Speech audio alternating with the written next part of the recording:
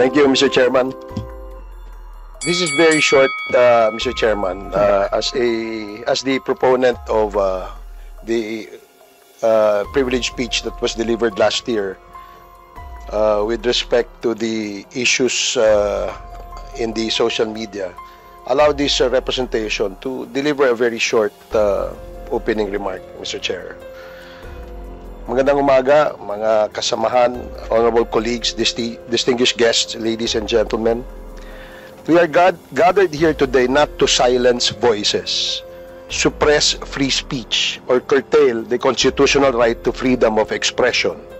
Instead, we are here to draw the line between responsible discourse and the deliberate, systematic abuse of digital platforms to spread lies, destroy reputations, and manipulate public perception.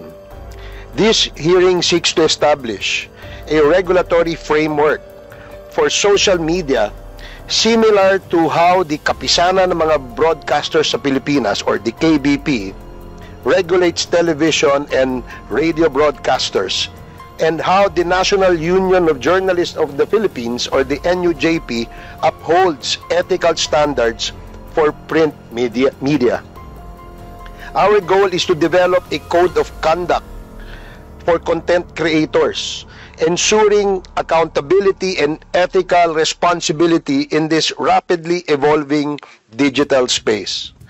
While we uphold the constitutional right to freedom of speech, we must also recognize the urgent need for regulation to prevent the misuse of digital platforms. The lack of oversight has allowed vloggers and online influencers to freely spread harmful narratives without fact-checking or ethical accountability. To address this, social media platforms like TikTok and Facebook must be treated as legitimate businesses requiring a franchise or accreditation system. By holding these platforms accountable for monitoring and removing defamatory content, we can foster a safer and more responsible digital environment. This measure will not only encourage ethical content creation, but also curb the spread of libelous and misleading information. Just as traditional media operates under legal and ethical standards, bloggers and online influencers must also be subject to similar regulations to prevent the reckless dissemination of falsehoods. In recent years, we have witnessed the alarming rise of trolls, vloggers, and malicious online actors who, under the guise of exercising free speech, systematically spread fake news and engage in character assassination. These individuals and groups, operating with seeming impunity, have poisoned public discourse and in many instances tarnished the reputation of those who dare challenge their narratives. Despite the existence of laws such as the Cybercrime Prevention Act, Filipinos remain vulnerable to online deception, harassment, and digital attacks that threaten not only individual lives but also the integrity of our democracy. The reality is that these network of trolls are not simply expressing opinions. They are engaged in a well-orchestrated, well-funded campaign to spread disinformation, manipulate public perception, and destabilize institutions. The sources of funding for these operations remain in the shadows, possibly linked to illicit activities such as POGO operations or criminal syndicates. These financial resources are weaponized to create chaos, erode trust in government, undermine the media, and weaken our democratic foundations. Ironically, but not surprisingly, none of these actors speak out against China's aggression in the West Philippine Sea, proving our suspicion of illegal foreign funding. Let us be clear, this is no longer a mere issue of online criticism, What we are facing is a calculated effort to deceive, defame, and discredit those who seek to uphold the truth. These trolls are mercenaries of disinformation, paid to disrupt, confuse, and divide. Their mission is to drown out facts, distort the truth, and silence those who speak out against corruption and injustice. We too have not been spared. As public servants, we have been personally targeted by these malicious actors. Myself, my colleagues, and even the President. We accept criticism when it pertains to our official duties. But it is evident that these attacks go beyond public accountability. Their true intent is to discredit us before the electorate and the people we serve through personal and baseless attacks.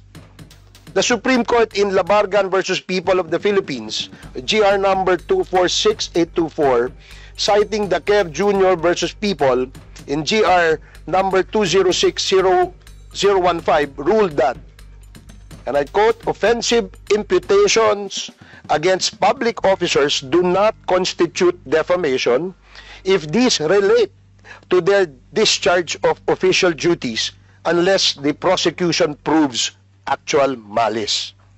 Defamatory utterances are malicious when made with knowledge that they were false or with reckless disregard as to its falsity, unquote. But this issue is bigger than any individual case, Mr. Chairman. This is about every Filipino who has been a victim of online harassment, cyber libel, and digital deception.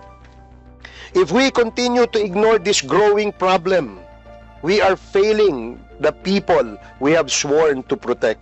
Social media should never be a tool for personal attacks or harassments or the destruction of reputations. Those who exploit these platforms to spread black propaganda, lies, and harm others must be held accountable.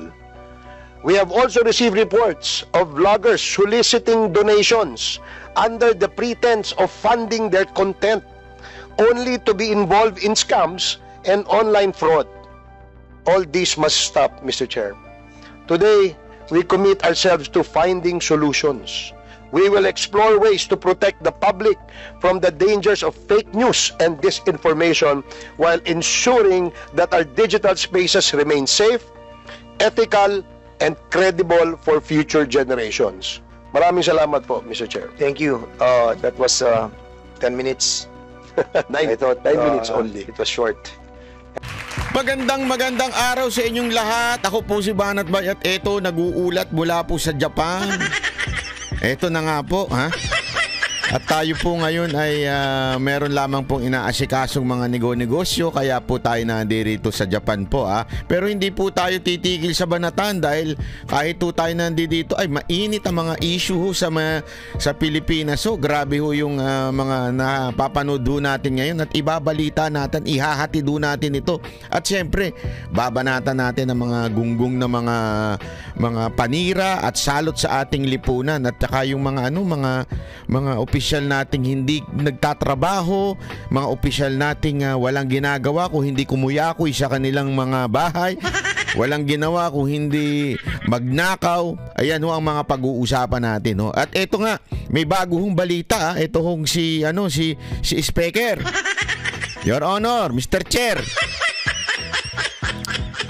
Grabe ka naman, Mr. Chair. Alam mo itong bagong balita mo, ha, pwede kang patalsikin dito. Sana nga. Hindi, ha. Ako talaga dapat to papatalsik na ho ito dahil napakarami na hong hindi ho sinunod na, ewan ko kung matatawag ba natin hindi sinunod na batas o patakaran, pero napakarami na po nitong ginawang katarantaduhan sa Kongreso. Nakakahiya. Sabi nga ho nila, diba, sabi nila, this is the most corrupt budget in the history of the Philippines. Hindi lamang po isang tao nagsabi niya, napakarami hong iba't ibang tao at ibang political affiliation na nagsabing pinaka-corrupt na budget ito, the worst ever in the Philippines. Alam naman natin kung sino po ang namumuno pagdating sa budget, di ba? Walang iba kung hindi ang power of the purse. Ika nga, sino ho ba ang pinuno nun? Walang iba kung hindi ho to si Speaker. Si Mr. Chair. O, di ba? Alam naman po natin yan eh. O. Pero kahit ganun nang nangyayari, ang kapal ng muka. Kasing kapal siguro ng taba niya. Hindi sa tingin ko ang kapal ho kasi ng muka. Bakit ho kanyo? Hindi pa ho nagsasalita yan. Talagang wala akong pakialam sa inyo. Parang ganun ang datingan niya eh. Hindi, alam mo mga kababayan, hindi po ito pwedeng basta-basta ka nalang tatahimik. Hindi ka pa pwedeng, hindi, dead ma ako, bahala kayo. You are a destabilizer. Hindi pa pwedeng gayon. Kung yung presidente nga nagsasalita although sablay yung sinasabi niya, pero nagsasalita, di ba? Alam mo, kahit pa paano, masasabi natin, at least itong taon to, alam, nakikialam siya at meron siyang opinion. Mali nga lang. Pero gayon pa man, mantakin nyo ito mga kababayan, lalo na yung mga loyalista dyan, lalo na mga bayarang loyalista, makinig kayo sa akin. Yung mga sip-sip dyan kay Marcos, at ewan ko kung sip-sip kayo kay Marcos o bayarang kayo ni Speaker. Hindi ko alam kayo mga putang inang mga vlogger. Dahil ang lakas nyo mantakin mo, inibitahan lang mga Duterte supporter. Lahat lang ng mga anti-Congress. Yun lang inibitahan. Kayong mga pro-admin. Mas marami pa kayong pinapakalat na fake news. Hindi ba ho? Ito. Diretsoan tayo, mga tarantado kayo. Makinig kayo sa akin. Kayo mga vlogger na loyalista. Kayo, nagbabalita kayo ng mga news. Kayo, nagbabalita kayo ng mga nangyayari sa gobyerno. Ibig sabihin, talagang you deliberately nagbibigay kayo ng inyong mga balita. Kami yung mga masasabi nating Duterte supporter o yung anti itong mga katarantaduhan ninyo, kami po bumabase laang sa balita at nagbibigay kami ng opinion. Ito po'y opinion. Ibig sabihin kunwari may nakita kaming balita. Ito nilabas si ganito. Kayo may magbibigay lamang ng opinion. Hindi kami nagki-create ng aming sariling balita. Meron iilan diyan na chismoso-chismosa. Iba 'yon. I-out nyo kami doon. Hindi kami kasama doon. Pero pag titingnan ninyo, kasi eto mga kababayan, diretsuhan na to kasi meron nagbalita sa akin na nandun yung pangalan ko. Balita lang. Meron lang nag-report sa akin. Alam mo naman, may chismosa rin akong mga moderator na nagbalita sa akin, banat ba? Nandyan ang pangalan mo Kumpleto pa, Lord Byron Cristobal. Binalita lang. Pero wala po ako natatanggap na kahit na anong invitasyon or ini-informan lang ako. Walang ganun. Ano to? Bali-balita na lang tayo? Wala nang invitasyon? Hindi, gayon pa man. Ako talaga meron po. Ako ay negosyante. Ako po ay, alam nyo naman, pabalik-balik ho tayo dito sa Japan. Kasi nga meron ho tayong mga business partner na nine-negotiate ho dito. Meron nagpo-provide ho tayo ng kung ano-ano dito sa Japan. Kaya ho tayo nagpupunta ho dito. At naka-schedule na po ito. Last year pa po, naka-schedule na ho ito. February, tapos March. Ganun ang balik ko tuwing malamig. Pero pagka mainit, ayoko. Sabi ko dun sa aking kapartner na Satcho, Satcho, wakaranay. Satcho, nay, mainit nay. Samuy, okay, samuy. Pero ano man tawag doon? Hot.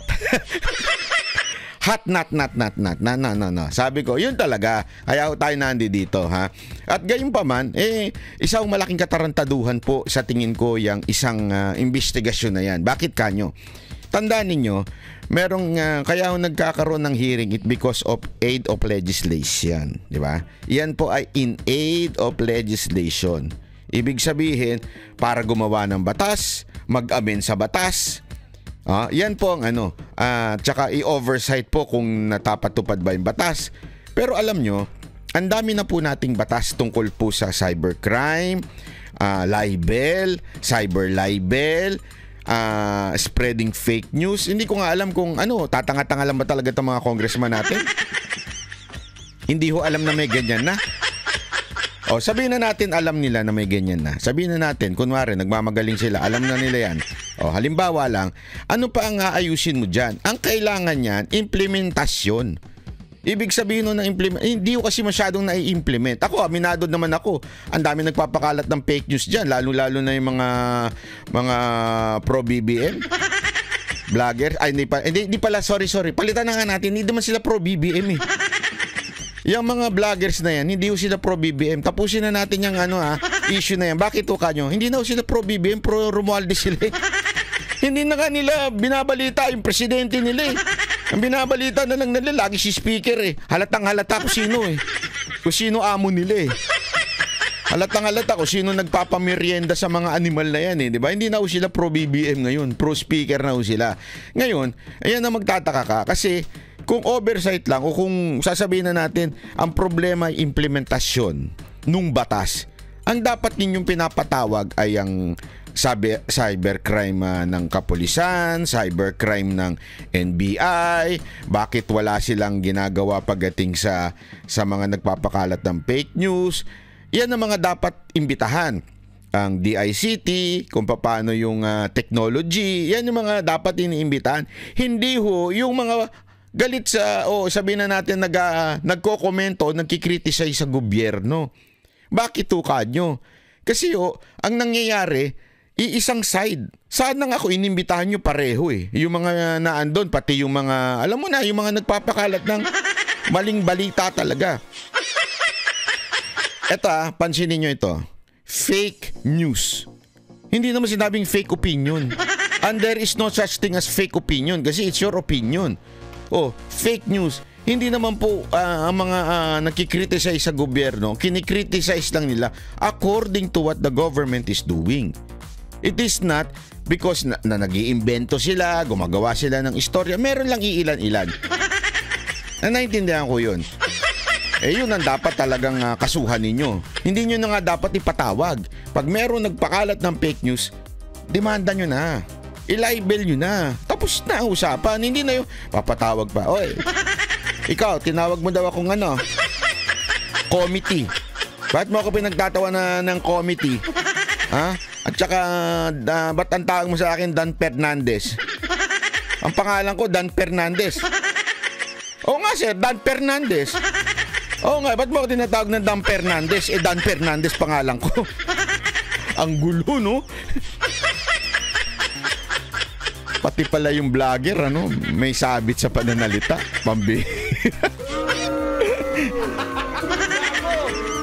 Anyway, bakit tayo napunta dyan? Kasi nga ho, ito ang problema. Konektado po ito sa sinabi ng isa sa mga magagaling na kahit nasa kabilang kulay ho ito kahit nasa kabilang partido ho, sabi nasa kabilang political po itong tao na ito po yung magaling talaga, matalino po talaga ito. At may nireklamo po siya sa hindi pagtupad ng trabaho ng isang speaker. 'Di ba? Yun po ang problema. Ang dami ninyong focus kayo sa impeachment, focus kayo sa Quadcom, focus kay Duterte, EJK, Pogo, now vlogger. You're spending too much money doon sa mga bagay na hindi nyo naman din na-resolve. Wala rin naman kayong ginawa. Ito, may desisyon na ang COMELEC. Bakit hindi ninyo sundin? Bakit hindi ninyo ito ang pag-aksayan ng panahon? Bakit hindi ito ang focus ng gobyerno natin sa Kamara? Bakit ang focus yung batikusin natin, siraan natin, ilaglag natin, padapain natin ang mga kalaban? Hindi yun ang focus. Dapat ang focus, gawin natin ang trabaho natin. At ito, isa sa mga trabaho, Mr. Speaker, makinig ka. Oo, ikaw. Instead na utos ka ng utos sa mga bataan mo na labanan at itumba ang mga kalaban mo sa 2028, etong i-focus mo yung trabaho mo.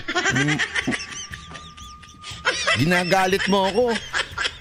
Ang sarap-sarap ng buhay ko dito sa Ginagalit mo ako eh. Pakinggan nga natin itong si Madam Attorney Rowena Guanzon. No, ito ha. Pakinggan. Hanggang ngayon ay wala pa rin kinatawan sa Kamara ang isang party list na nagre-representa sa mga taong may kapansanan. Ito'y sa kabila ng kahit pasok na ito sa COMELEC noon pang nakaraang taon. Dahil dyan, napilitan ang grupo na dumalog sa Korte Suprema para ihain ang kanilang petisyon laban kay House Speaker Martin Romualdez. Si Margot Gonzalez para sa balita. Parang nahawa na sa akin si ate Hi ate. Joke lang po ate Kasi napapakanon yung sukatan. Minsan nabubulol-bulol ako dun Pambihirang buhay to. And, nung kabataan ko kasi, magaling ako magbasa. Magaling talaga ako magbasa. Eto, patutunayan ko sa inyo. Graduate ako nang hindi nag-aral. Paano ka naging magaling magbasa? Kasi puro kodiko lang ako Yung libro nandyan sa baba, alayo imantakin mo yung libro, di ba? Lalagay mo sa baba, tapos yung paa mo nagbubukas-bukas. Ganun. Alam niya kung saan yung sagot Bubuksan-buksan lang niya ng ganun. Gaganon niya ng paa. Walang medyas yung paa na yun, daliri lang. Tapos nababasa ko yung kahit ganun kalayo. Ang liliit ng letra nun walang biro. Pero ngayon dyan sa sukatan, hindi ko na mabasa kahit ang lalaki ng letra. Tapos kahit nga walang sulat, nababasa ko Kaya niyo yun. Talent yun, mga brad. Kaya nga ngayon hindi ko maintindihan ba't di ko na mabasa. Kasi nagsusulat ako doon sa table na walang tinta. Ng kodiko. Huwag niyong gagayain to mga animal kayo Sinusulat ko doon yung mga kodiko ko. Nakaukit lang yan. Ang nakakabasa at nakakaintindi lang yan ako. May sarili akong lingwahe. Hindi alam ng teacher. Sulat ko lang dyan. So, ganun ko lang. Tapos tatakpa mo ng test paper. Tapos pag wala yung teacher, kunwari, mainit naman. Papaypay mo yung test paper. Nababasa ko na yun. Kahit ganun yun, wala sulat yun Walang tinta. Pero ngayon, yung teleprompter di ko mabasa. Parang nahawa si ate. Banat bay, pati ba naman yung mga kasama mo binabanatan? Hindi ko binabanatan. Nilalambing ko lang. Uy. Ganyan talaga ako maglambing, di ba? Gago! Talay. Hindi pa rin umano nanunumpa at nakaupo sa Kamara ang representante ng Komunidad ng Pamilya Pasyente at Persons with Disabilities o P3PWD Party List na si Maria Camille Ilagan. Matatanda na nagsumite ng bagong listahan ng mga nominee ang P3PWD sa Commission on Elections sa COMELEC kasunod ng kautusan ng Korte Suprema. Ito'y matapos itong tuluyang hindi pinahintulutan si Guanzon na kumatawan sa partido sa pamamagitan ng substitusyon. Sa bagong listahan, first nominee si Ilagan at siya agad na naiproklama ng COMELEC noong Disyembre ng nakaraang. Kasi ito, grabe mag-criticize ito si Ma'am Rowena Guanzon So, ewan ko kung paano nila nagawa ng paraan yun. Tinanggal nila bilang first nominee nung party list dahil then eventually na the decision ng Supreme Court na sige, alisin. So, matik yun. Aangat yung mga second nominee, third nominee. So, isusumite mo ngayon yun. Nasumite. So, tama naman na dumaan sa proseso. Di ba? Tandaan ninyo, dating COMELEC din ito si Madam Commissioner. So, alam niya yung proseso. Nung nasumite, napagdesisyonan na ng COMELEC, okay, yan na. Yan na yung official ninyong representante dyan sa party list. So, dapat matik na po yun. Yung itong congressman na bonjing. Dapat ilagay mo na dyan. Diba? At sabihin mo na authorize mo na itong itong tao na ito na makaupo. Bakit hindi nila pinapaupo? Dahil ba pinag-iinitan nila kasi si Madam Rowena Guanzon, siya po yung si Attorney Rowena, siya po yung nagpakalat ng Coke, yung soft drink.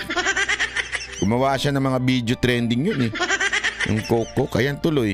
Pinag-initan tuloy siguro kasi ganyan ang ginagawa nito ni Romualdez Pagka nakakakita siya ng kalaban, ibabagsak niya. Tapos sasabihin niya ngayon sa pinsan niya, "Oh, insan, ako na yumari hindi, yun, invento lang yun. Hindi ko po yung sinabing nangyayari yun, Malamang nangyayari. Pero hindi ko sinasabing nangyari. Okay?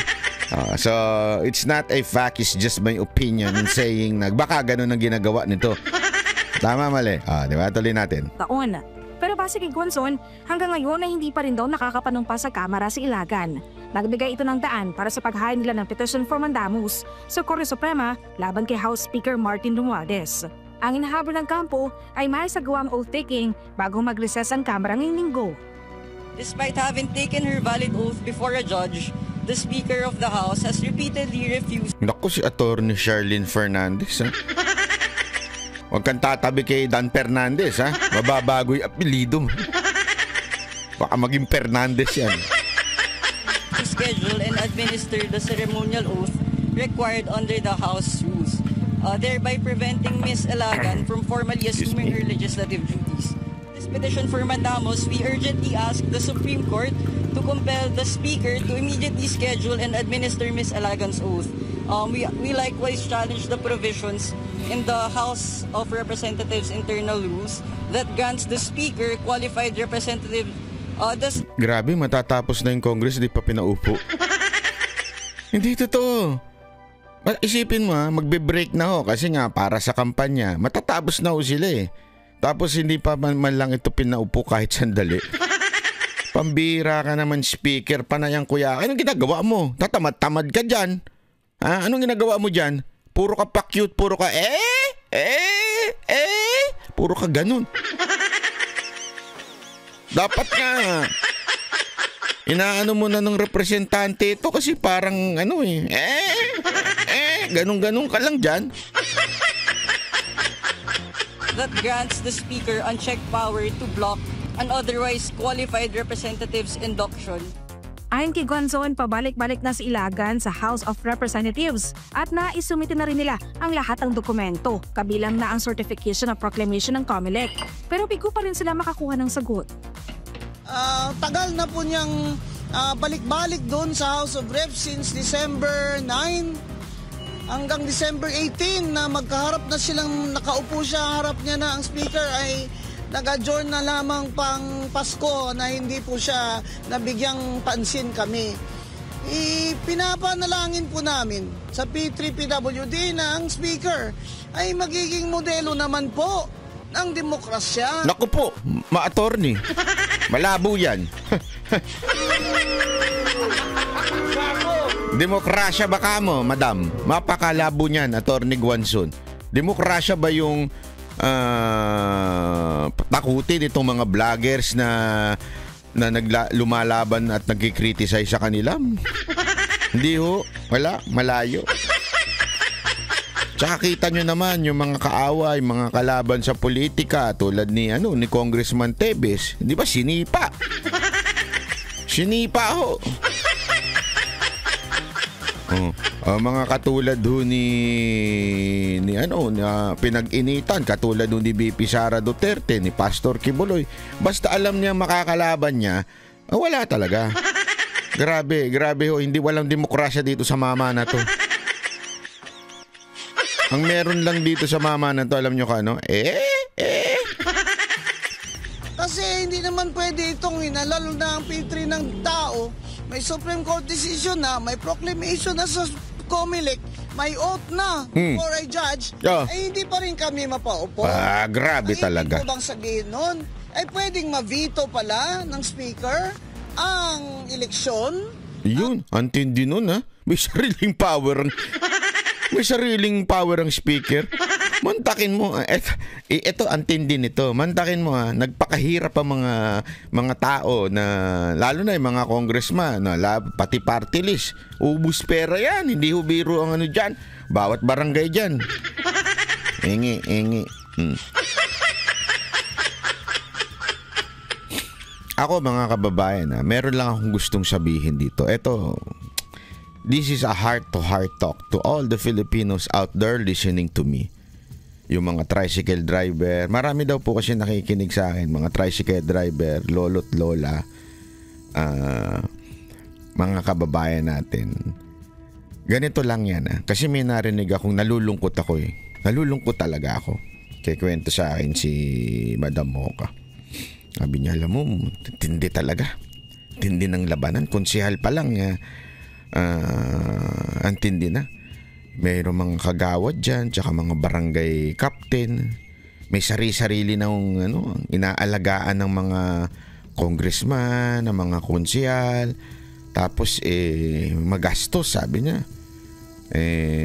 Pag hindi ka hawak, o pag hindi ka, alam mo na, nagpaayuda, iuutos niya ngayon sa mga tao na wag iboto. Hindi ka kakargahin, hindi ka bibit-bitin. So sabi ko kay Mocha, grabe naman. No wonder talaga this country is so corrupt to its core. Kasi doon pa lang sa ilalim, napaka-corrupt na. Whether you like it or not, mga kababayan, tamaan na ho yung mga ibang kagawad dito at mga ilang mga barangay captain dito. Kayo nagre-reklamo kayo kasi corrupt ang mga politician, mga government official natin. Pero alam nyo, sa inyo nagsisimulang korupsyon eh. Sa totoo lang. Bakit? Kayo ang nag-uutos sa mga tao na, uy, boto nyo ito kasi ito, atin to. Kasi naaabutan kayo. Kaya nyo uutusan yung mga tao na iboto ito. Alam mo naman yung mga tao minsan, o ano yung sabi ni Kapitan, o ano yung sabi ni Kagawad, yun ang daw iboto natin para hindi tayo maipit dito. O, mantakin mo. Doon pa lang bibigyan kayo ng ganitong amount. Ang ibibigay nyo lang, 1/4 dun sa ibinigay sa inyo. Bibigay nyo dun sa mga tao para iboto yung nagbigay sa inyo is 1/4 lang. Kung doon pa lang po corrupt na ho tayo, anong ini-expect din yung mailagay dyan? Di ba mga corrupt din? Kasi nagpa-corrupt kayo doon sa tao na yun. Kasi alam mo ito, bakit hindi nananalo ang mga magagaling na kandidato? Bakit paulit-ulit na lang? Alam natin, mga kababayan, magising na ho kayo. Ito, seryosong usapan na to. Magising naman ang putang ina kayo. Pasensya na Nagagalit ako dito eh. Gusto natin magbago ang bayan natin. Gusto natin maayos ang bayan natin. Pero tayo bilang botante, nagpapalagay. Kung sino yung sinabi ni Kapitan, sino yung sinabi ni Kagawad, yun ang iboboto natin. Kung kanino tayo nakatanggap, yun ang iboboto natin. Tapos magrereklamo ka, kurap ang gobyerno. Gago ka pala eh. Ikaw ang naglagay dyan kasi nagpakurap ka. Tama, mali. Ikaw ang naglagay dyan.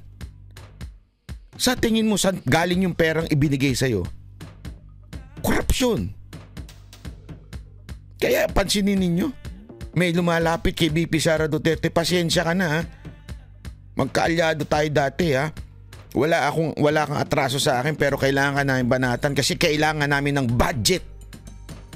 Doon pa lang Sinisira ng katotohanan dahil lang kailangan nila ang budget at proyekto na manggagaling sa kanilang amo.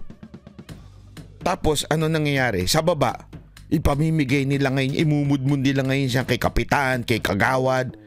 Kasi si Kapitan kailangan din na mailagay sa posisyon. Kailangan din may balik doon. So gagamitin din niya yung pera na yun o yung ayuda na yun, ibibigay sa tao.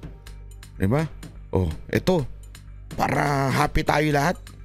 Ito yung pera, bigay sa'yo, bigay sa'yo, bigay sa'yo, bigay sa'yo.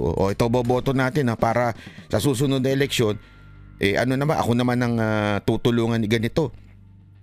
Yung mahahalal na congressman, doon pa lang, simula pa lang sa mababa, corrupt na. Anong mangyayari sa atin hanggang sa kataas-taas? Magtatanong ka ngayon, bakit pa ulit-ulit na lang ang nangyayari sa bayan natin? Bakit walang ang problema natin hindi na naaayos hindi na ho ba tayo nahihiya, mga kababayan? Tayo ang isa sa pinakakurap na bansa sa buong mundo. Tayo, Pilipinas. Pero ikaw mismo ay kurap. Ikaw mismo nagpapalagay. Ikaw mismo ang naglalagay dyan sa mga opisyal na yan. Seryoso to mga kababayan ha. Kaya kayong mga nanonood sa akin, magpipisball, mag-security guard, mga kababayan natin dyan, kung napapakinggan nyo ito, sana naman tanggapin nyo yung pera. Gago, no? Hindi, sana naman tanggapin nyo yung pera, pero iboto nyo yung talagang sa tingin nyo mag-aayos ng bayan nyo. Di naman nila makikita yun. Hindi, totoo po. Yung mga senador, panoorin nyo yung mga lahat ng mga nakikita nyo debate, lahat ng mga nakikita ninyong talakayan, interview ng mga senador, interview ng mga congressman, interview ng mga mayor, interview ng mga konsihal. Lahat po yan. Panoorin ninyo, alamin nyo kung sino yung, ito, okay to. Maganda talaga ang plataforma niya, may naayos niya itong bayan. Na ito yung mga nagawa niya nung nakaupo siya. Ito, hindi lang binigyan kayo ng pera. Hindi niya trabaho yung magbigay ng pera. Ang trabaho nila maglingkod sa inyo. Tapos, pag natandaan nyo na, okay na yan, tago nyo na yung listahan nyo. Tago kayo ng kode ko dito, lagay nyo dito. Diba? Tago nyo na yung listahan ninyo. Tapos, pag may nagbigay si Kapitan, lang kayo ng Sure, Kapitan. Sure! Sure, kagawad. Sabi mo, yan ay boto. Sige lang. Pero pagdating dun sa magsisign na kayo, magchichik-chik na kayo, kung sino talaga yung napag-aralan ninyo, kung sino talaga yung na-research ninyo, yun ang iboto nyo. Pwede po ba? Ako naman sumisegue lang kasi nalulungkot ako pag naririnig ko yung wala, hindi ka na mananalo dahil sa pera-pera. Ang masama pa niyan, di nagastos na yung mga tao, mga politiko, mga ganyan, mga parties. Tapos, ang magdidesisyon lang pala, yung speaker kung papaupuin niya o hindi niya pauupuin yung isang tao. Nasaklap, di ba? Hindi nyo ba napansin yun? Nasaklap nun. Mantakin mo, nagtrabaho ng nag-ubos ng pera yung mga party list. Tapos biglang, hindi ka kursunada ni speaker. Inaway mo yung pinsan ko out kayo. Yung grupo nyo out. Will ng voters. Kasi po, kung hindi pala niya kami di para na rin kami hindi na naging walang silbi na po yung pagkapanalo namin. Tama. Pilit Paniguanzon, mahiyat maawa naman ang Kamara sa mga naghihintay na benepisyaryo ng P3PWD. Anya, miling-milong mga persons with disabilities ang naghihintay ng kanilang mga programa. Iba pa rito ang mga senior citizen. Kaya nga mga senior citizen, mga PWD, alam mo, ewan ko sabi ko, ilang beses ko nang binidyo ito dito sa Japan. Yung kanilang subway, kahit ano ka dito sa Japan, hindi, maging sa ibang bansa rin naman, okay? Sa Pilipinas talagang wala. Tangina, pagkabulag ka, mamamatay ka. Subukan mo maglakad sa Pilipinas. Ang hirap walang biro, di ba? Yun nga lang hindi nga lang bulag, kahit nga yung mga kotse. Wasak Bakit? Yung imbornal Yung mga ng tubig, kinukuha yung bakal na yun, pinipitik yun Ikinikilo yun ng mga adik para may pang-shabu sila di ba? Tapos hindi aayusin, hindi yung tawag dito, yung walang lakaran, di ba? Walang pedestrian, wala lahat. Kung yung mismong bangketa, wala, di ba? O sa ibang bansa talagang pati yung iba yung kahit bulag ka, may makikita mo may dilaw silang ganun na nakaumbok ng konti para ramdam mo kung saan papunta. Alam mo. Diba? Ganun Yung may tunog yung pagtatawid ka na, may tunog-tunog. Tut-tut. Gumaganon Tut-tut. Ibig sabihin, tumakbo ka na. Simulain Tut-tut-tut-tut. Tatakbo ka, diba? Tut-tut. Kaya may mag-uwi. Kailangan lumipad ka na. Hindi, biro lang. Hindi, di ba? Totoo, wala akong biro. Ayun ang siste, di ba? Sa Pilipinas, wala. Kawawa. Kawawa ho mga PWD. Kawawa ho yung mga senior citizen. Kawawa ho lahat. Di ba? Tapos, gaganituhin pa ni speaker yung grupong nagre-represent sa kanila. Hindi man lang nila pinaupo. Sila mawawalan. Anong magagawan? Kaya nga ho sila, yun ang kanilang ang party list nila para dito sa mga PWD, ang party list nila. Hindi ho sila political. Ano to? Pupolitikahin pa nila pati yung mga matatanda at saka yung mga PWD. Diba? Wala namang politika sa kanila. Bakit di nyo pinauupo? Ano to? Tatamad-tamad ka na lang o talagang busy ka dahil sa pamumulitika kay Sara Duterte? Busy? Ano to? Mr. Speaker, kung hindi mo kaya yan, bumaba ka na. Mag-resign ka na. Mamaya pag-usapan natin kung paano masisipa ito si Speaker. Cancer patient at gustong tulungan ng party list. Sinabi rin ito na dahil 2 taon nang wala pang nakaupong representante ay hindi pa nakakatanggap ng budget ang P3PWD. Kahit hiling ni Gonzon na ngayong meron ng naiproklama ay wag nang patagalin ng Kamara ang pag-upo ni Ilagan sa pwesto. Mahiya naman kayo. Oo nga naman. Mga constituents namin, persons with disability, children na Down syndrome, cerebral palsy, autistic, mga pasyente may cancer, lupus, mga elderly. Mahiya naman po kayo. Sus. Kung noon po dahil sa politika ay hindi nyo pinapaupo yung ibang congressman hanggang last day, sa amin po, maawa na lang po kayo sa aming mga constituents. Para sa Joseph Filipinas Kumahal, Mark Gonzalez, SME News. Ayan, ganyan no. Kaya nga sinasabi natin yan din yung panawagan ng INC. Diba? Dahil sa political ambition nitong speaker natin, dahil sa kanyang paggigipit dito sa ating Vice President na makakalaban niya sa 2028, walang ginawa ko hindi mamulitika. Yung tunay na trabaho, hindi na nagagampanan. Diba? Halimbawa na ho ito. Hindi niya na ho nagagampanan itong trabaho niya. Ano ba naman yung pinuklima na ng COMELEC at sinabi ng COMELEC, okay na yan, paupuin na yan. Kung natanggal na si Guanzo na first nominee, kaya nga may second, third, fourth diba? Pag may nangyari doon sa first, pag tinanggal, pwede na kagad yung second. Para yung kanyang posisyon, yung kanilang mandato na ibinigay, hindi ikaw ang nagbigay, animal ka ha, yung mga tao ang nagbigay ng mandato na yon. Hindi dapat ipagkait dahil tao ang nagdidesisyon kung sino dapat iupo dyan. At yan ang binigay kaya nga ang binoboto sa party list alam niyo ba ito? Hindi nga sila kandidato Nominee ang tawag sa kanila. Hindi ko silang pinakakandidato. Ang pinakakandidato dyan yung party list. Yung ipinaglalaban ng party list. Nagkataon lang, katulad ng One Rider party list, na yung kanilang first nominee, supposedly pinaglalaban sana nila yung mga rider. Walang ginawa kung hindi mamulitika yung first nominee nila. Buti na lang naipasok pa si Busita. Si Busita, maayos. Pinaglalaban yung mga rider. Pero yung first nominee nila, walang kwenta. Ginamit lang si Busita.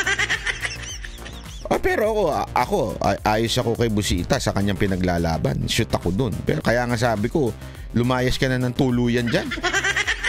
Walang kwenta yung party list mo. Ginamit ka lang para talaga makaupo yung first nominee niya. Hanggang ngayon, nagpapagamit pa ako kayo, sir yun ang purpose ng party list para ho sa kanilang advokasya. So pag yan po ay hindi mo pinaupo yung kanilang mandato na pagsilbihan yung kanilang constituent, yung kanilang advokasya, mawawala ho. Diba? Yun ang malungkot na katotohanan. Pambihira, patapos na itong Congress natin. Patapos na ho. Baka hindi na nga kayo umabot Sana.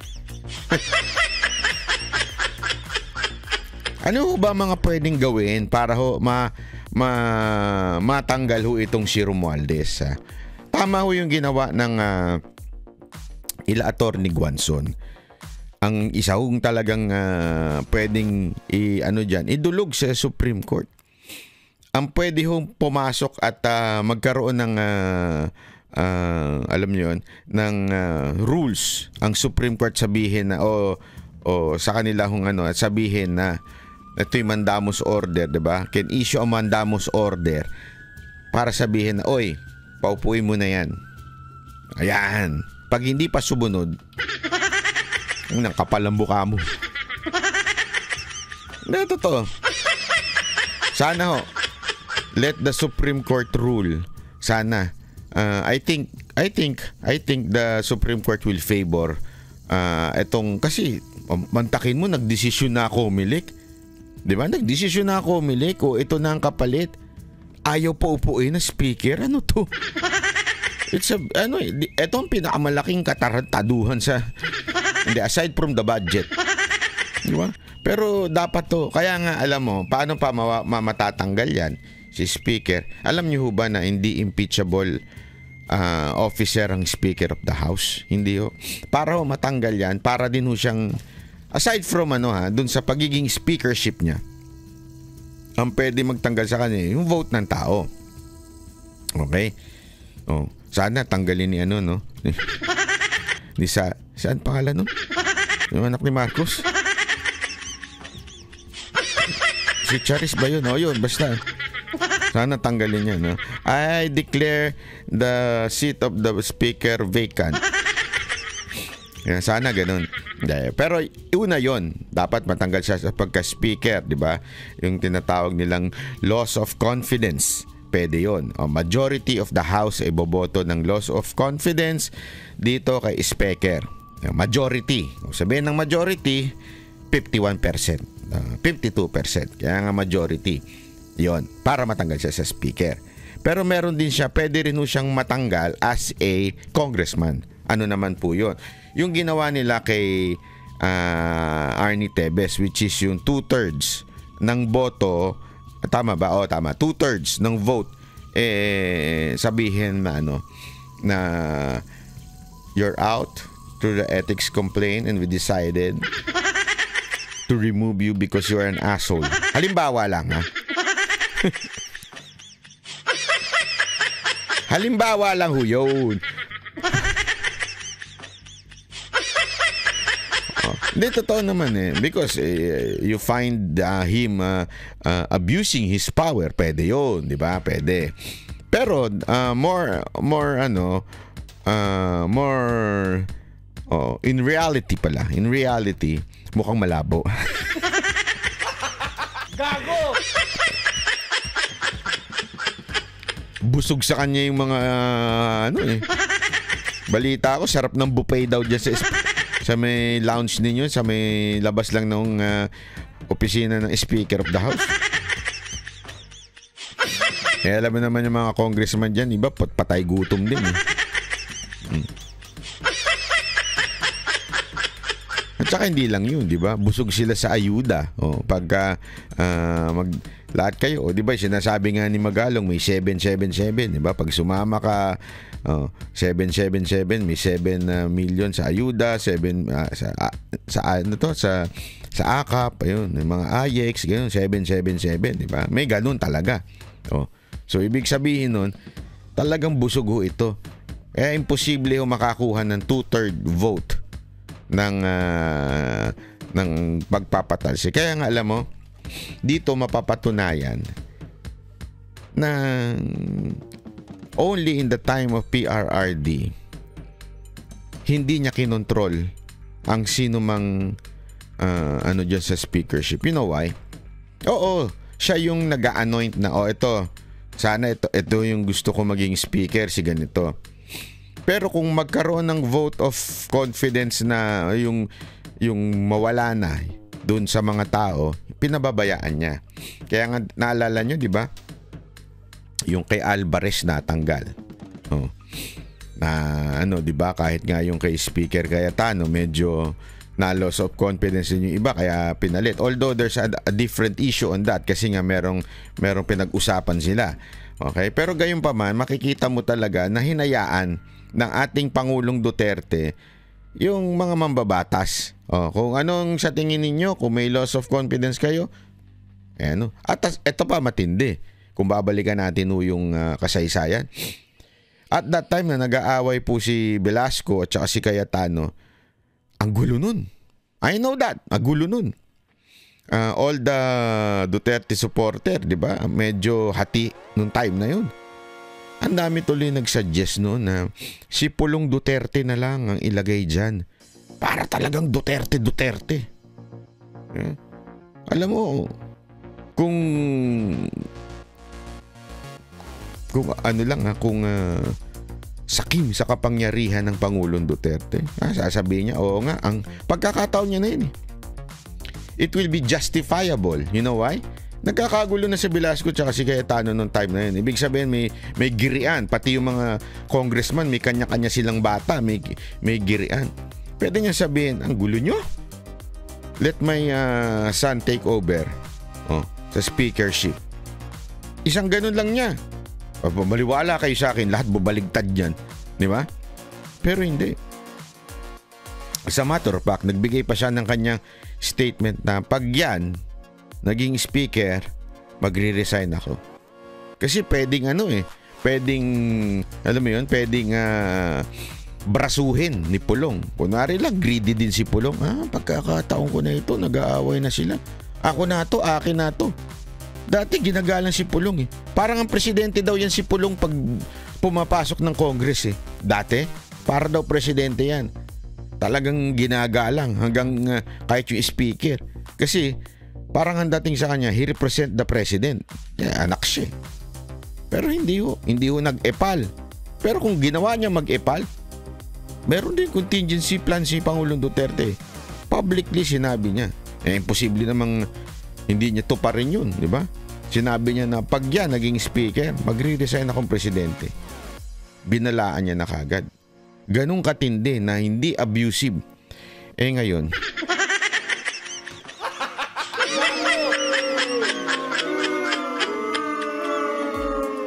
sabihin na ninyo, pinsan naman ngayon Oo nga, okay, sige, sabihin na natin, okay. Sabihin na natin. I mean, I could agree. Sige, i-anoint mo yan. Pero yung loss of confidence ng tao, yung kapalpakan mo, sa totoo lang, sa dami ng kapalpakan ni speaker ngayon, from the budget to this issue, bay, dapat natanggal na ho ito. Dapat po natanggal na ito. Wala na ho Kaya nga, pasensya na ho dati po akong naniniwala na dapat po tayo ay maging isang parliamentary government. Naniniwala po ako doon. I know, it is good. Nandyan yung vote of confidence. Na sinasabi nila na pag yung prime minister hindi na boboto siya ng mga I think it will not work now. Maybe in the future. Maybe. But now, hindi. Sorry sa mga wag ko kayo sana magagalit. Dati kong mga kasama ito na pinaglalaban ito. Ako, matagal ako naglalaban dyan. Pero now, sa ginagawa ni Romualdez, sa ginagawa niyang galawan kung papaano siya maging diktador, dito makikita mo na pag binigay pala ang kapangyarihan sa isang tao na, kasi parang ganun din to may vote of confidence din sa speakership Wala na. Pag binigay mo yung kapangyarihan dito sa tao na ito, talagang lahat gagawin niya para yung mga tao niya ay maging sip-sip. Eto na nga lang bakit sumasasabihin? Sandali, banat ba? May oposisyon naman ba't hindi? Tingnan mo nga, yung Makabayan Black. Parang tanga lang. Diba? Hindi totoo naman Naging ang ingay-ingay niya, naging pipi sila. Naging maingay na lang sila uli ngayon kasi malapit na eleksyon. Ganyan naman yung mga sabihin, yung sinasabi mong oposisyon supposedly, hindi naman nila ginawa ang trabaho nila. 'Di ba? Ito mga damonyo pa ito mga to. Isipin mo, inantay muna nila na mag-ingay ang Pangulong Duterte at si Ungab tungkol do sa blank bago sila nag-ingay. Bago sila rumespond, 'di ba? Na may blanco. Pero dun sa journal, kasama sila sa mga pumirma. Kasama sila sa mga pumirma at nag-approve doon sa BICAM report na blanco. Anong anak ng wewe? So doon pala makikita mo na may problema tayo sa sistema natin. Ako actually, eto lang we need a reformation. Google that. nagkaroon ng reformation sa Europa, maging sa Amerika, in the history ng ating mundo. Reformation. The real thing na kailangan mangyari sa Pilipinas, hindi ho change of government, change of system, change of people. We need a reformation. A real change from the inside, from the heart. Mga tao mismo. Ang laki na ho ng problema natin. We are a people of hypocrisy. Diba? Talagang hipokrito po tayo. Tayo ang pinaka-hipokritong mga tao sa mundo na to. Bakit o kanyo? Sigaw tayo ng sigaw sa kalsada. Labang kami sa corruption. Pero mga korap naman din tayo. Pag napunta na sa atin yung korupsyon, wala na. Pipi na rin tayo. We are against corruption because inggit lang tayo dahil meron silang nakukuhang pera. Kayo wala. Pero pagdating na sa inyo sa baba, kayong mga opisyal sa LGU, mga opisyal sa baba, corrupt na rin kayo to its core. Diba? Yun ang katotohanan.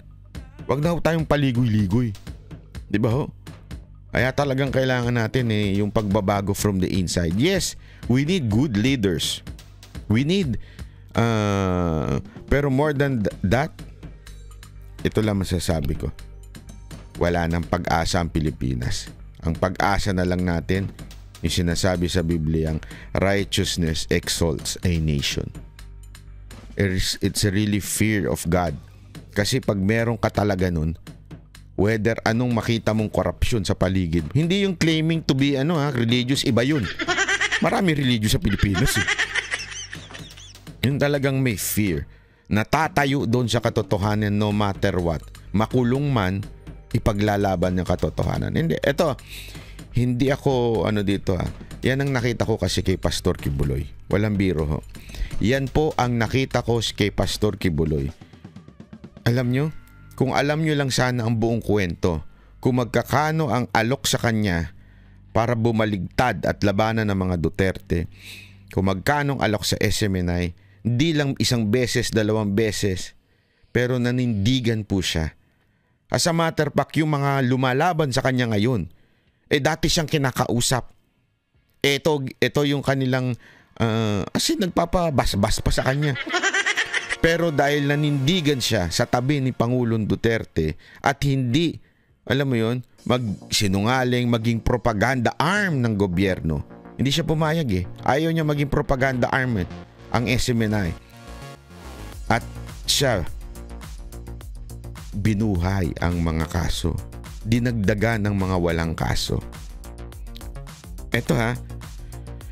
Pag nabalitaan ninyo yung mga nangyayari sa loob ng korte, matatawa kayo. Kahit yung mga masasama ang connotation before with Pastor Kibuloy na nandun sa loob ng korte, pag narinig nila yung details, nagapaganon sila wala pala talagang kasalanan tong maman to. Wala pala talagang kasalanan to. Matatawa ho kayo. Kung pwede ko lang sanang i-detalye yung pangyayari. Kaya nga, if ever, okay, hindi payagan yung bail, hindi payagan yung kung ano-anong, hindi ma-dismiss yung kaso. It's really political. Sana ho, hindi ho umabot tayo sa ganun na pati ang mga husgado ay naiimpluwensyahan na ng mga nakaupong politiko. Kasi sana kung may nanonood mang mga judge dito sa ating palatuntunan, sa ating vlog. Sana kayo na lang ang huling sandata naming mga Pilipino na panindigan ninyo ang inyong sinumpaang tungkulin. Hindi naman po kayo matatanggal ng mga any political powers. Panindigan nyo sana yung inyong panawagan. Doon lamang po kayo sa pinipresentang ebidensya. Kasi kung kayo ay bibigay pa sa pressure ng ilang mating mga politiko, wala na po kaming tatakbuhan. Yun lamang po. Maraming salamat po. Ako po si Banat Bay sa susunod nating video.